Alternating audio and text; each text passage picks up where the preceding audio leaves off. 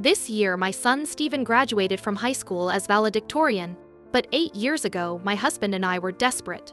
Stephen was 9 and the most rebellious child I'd ever seen or heard of. He'd do the opposite of anything we asked of him on principle. He was untidy, rude, careless in his studies, and nasty to other children.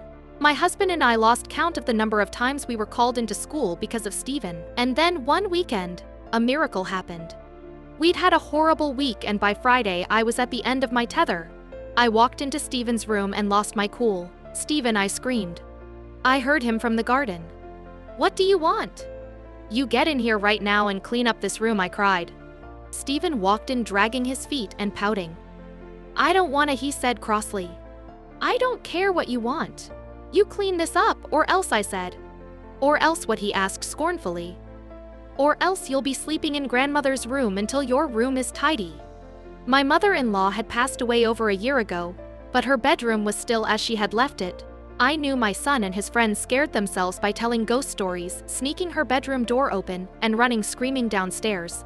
Stephen looked horrified. "You can't do that." "Oh yes, I can," I told him. "You just try me."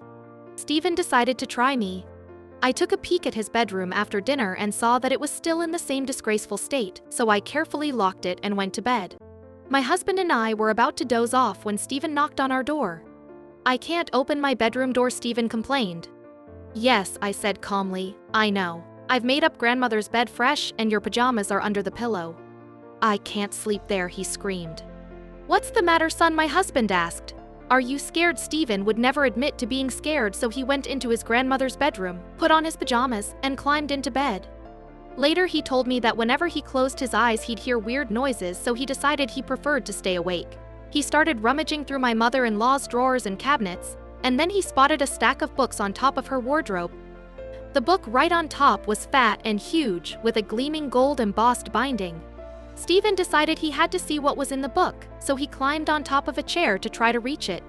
Reach it he did, but as he pulled the book down he realized it was too heavy. It fell from his hands onto the bedroom floor.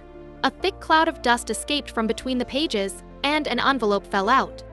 Stephen opened the envelope and saw that it contained 6 coins in acrylic boxes. "Coins? I wonder what the book is about," Stephen asked himself and started leafing through it. Now Stephen had never enjoyed reading, but here he found something that fascinated him. The book was all about coins, the history of coins, and to his surprise, he saw that there was a picture of one of the coins in the first chapter. Philip of Macedon, Stephen read, and his son Alexander, the boy general, were the first to use coins as instruments of propaganda. What was propaganda? Stephen wondered. And a boy general, that sounded exciting. On Monday, Stephen was in the library researching the story of the boy general Alexander. Each of the 6 coins in the envelope led him on a fascinating journey of discovery, and soon he was a voracious reader and an avid coin collector. To my surprise, Stephen's report card started showing higher marks, and within a year he was a straight A student. My husband and I couldn't believe our eyes, so that night we called for a family meeting. "Stephen," I said, "I just got your report card, and we have to talk about it." "We do?" asked Stephen, squirming. But the truth is that he was not a much nicer boy than he had been just a few months before. "Yes," said my husband, putting the report card on the kitchen table in front of Stephen. "How do you explain this?" Stephen picked up the report card and read it. His face turned bright red and his mouth hung open. All as he gasped. "Son," said my husband, grinning, "we're so proud of you." "How did you do that?" I admit I sounded suspicious. "Well," Stephen said, "it was Granny's fault. Remember you made me sleep in her room? There was this book there and these coins, and I started reading and then I just couldn't stop." "Coins?" asked my husband, astounded. "I never saw any coins," so Stephen fetched the book and the coins, and the 3 of us chatted excitedly about this incredible discovery right under our own roof.